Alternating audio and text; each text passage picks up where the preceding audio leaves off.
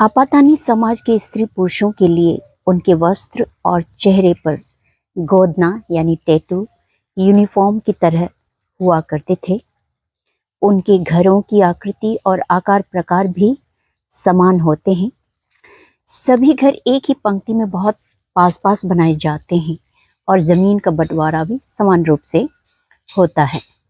एक तो उनका क्षेत्रफल कम है, इस कारण भी ये व्यवस्था बहुत ही कारगर है। इससे सामूहिकता की भावना प्रबल होती है। सामूहिकता यानी यूनिटी, और वातावरण में एक तरह की समरसता उत्पन्न होती है। यूनिटी से एक तरह की शांति उतर आती है, पीस बना रहता है। चेहरे पर गोदना गुदवानी की परंपरा, गोदना यानी टैटू, गुदवानी की परंपरा को लेकर आपातानी बुजुर्गों का कहना है, सामूहिकता से यानी यूनिटी से धन धान्य आता है, कोई भूखा नहीं रहता, सब समान होते हैं। इसी से प्रसन्नता और आनंद पैदा होते हैं। इसी आनंद को प्रकट करने के लिए हम अपने चेहरे को सजाते हैं, खुशी प्रकट करते हैं। तो गोदना आदिवासियों की सुंदरतम परंपराओं में से एक रहा है। आज लोग इससे दूर हो रहे हैं। परंपराओं में परिवर्तन स्वाभाविक है। कई चीजें पीछे छूट जाती हैं, कई चीजें साथ चलती रहती है, कई नई चीजें आती चलती है। नए रीति रिवाज बनते रहते हैं, बिगड़ते रहते हैं, मिटते रहते हैं। किसी भी समाज को अपनी परंपराओं की जानकारी होनी चाहिए, उसके निहितार्थों का पता होना चाहिए, यानी उसके पीछे का अर्थ मालूम होना चाहिए। ये उस समाज की जीवन दृष्टि यानी उसकी जो फिलोसॉफिकल जो चीजें हैं और विश्व दृष्टि से परिचित होने के लिए जरूरी है। इसके पीछे उसका अपना दर्शन होता है, यानी उसका अपना फिलोसॉफी होता है। तो दोस्तों, ये मेरी इस किताब तनी कथाएं हैं, उसका एक छोटा सा अंश मैंने आपको पढ़ के सुनाया। वो मुझे ये जो है अंश जो है सुनाने की ज़रूरत सी महसूस हुई, क्योंकि ऐसे बहुत से लोग हैं जो सुनते हैं, जैसे कि बाहर के लोग हैं, वो यहाँ आते हैं, बहुत कुछ कहते हैं, तो गलत बातें फैलाते हैं। इससे एक तरह की जो कम्युनल चीज़ें आ सकती है, जो कि गलत है। तो हमने ये सुना है कि आपातानी लोग चेहरे पर टैटू इसलिए बनाते थे क्योंकि उनकी लड़कियां बहुत खूबसूरत होती है, तो निशी लोग उनका अपहरण कर ले जाते थे। इस वजह से अपने आप को बदसूरत बनाने के लिए वे टैटू बनाते हैं। ऐसी बातें ये स्वयं आपातानी लोग ही फैलाते हैं। तो मैं ये कहना चाहती हूँ कि ऐसा नहीं है, ऐसा बिल्कुल भी नहीं है, ये गलत बात है। अगर आप गलत बात को करते हैं तो इसका मतलब है कि आप अपनी एंसेस्ट्रल विजडम को बहुत हल्के में ले रहे हैं और उसके प्रति आप शर्मिंदा है। जबकि आपको पता होना चाहिए कि टैटू के पीछे का अर्थ क्या है, उसके पीछे का फिलोसॉफी क्या है। आपके जो हमारे यानी तनी हम सब की है, तो हमारे जो पूर्वज है वे बहुत बुद्धिमान थे।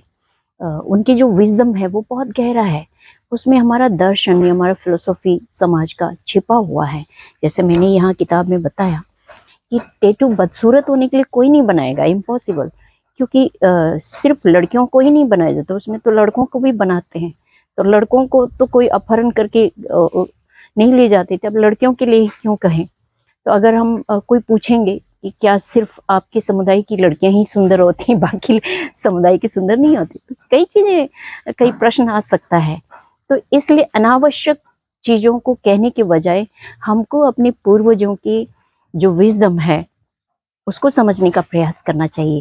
तो इसी को लेकर के मैंने थोड़ा सा यहाँ अंश लिखा है, क्योंकि ये जो टैटू की जो परंपरा है ये सिर्फ आपातानी में नहीं है, दुनिया में हर देश में है, हर देश के राज्य में, स्टेट में, और हर राज्य के डिस्ट्रिक्ट्स में है ना, जिलों में, सभी में आदिवासी है, यानी हम लोग ट्राइबल लोग रहते हैं। तो हमारी दुनिया भर की जो ट्राइबल कल्चर है उसमें अधिकतर ट्राइबल कल्चर में टैटू की परंपरा है, वो एक ट्रेडिशन है और इसके पीछे बदसूरत होने के लिए नहीं होता है, और कई बार ये तो सुंदर होने के लिए उल्टा बनाते हैं। और इसमें कई बार क्या है कि इसके पीछे समाज में एक संतुलन लाने के लिए, एक डिसिप्लिन के लिए बनाए जाते हैं, और उसके पीछे एक संदेश होता है।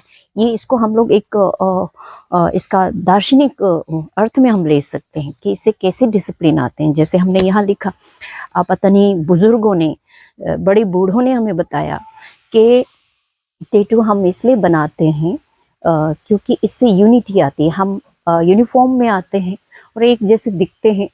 तो पहले के ज़माने में क्या होता था कि ये हमारे एक ही समुदाय के है, इसको आसानी से पहचान में आ जाए, इसीलिए भी टैटू बनाते थे।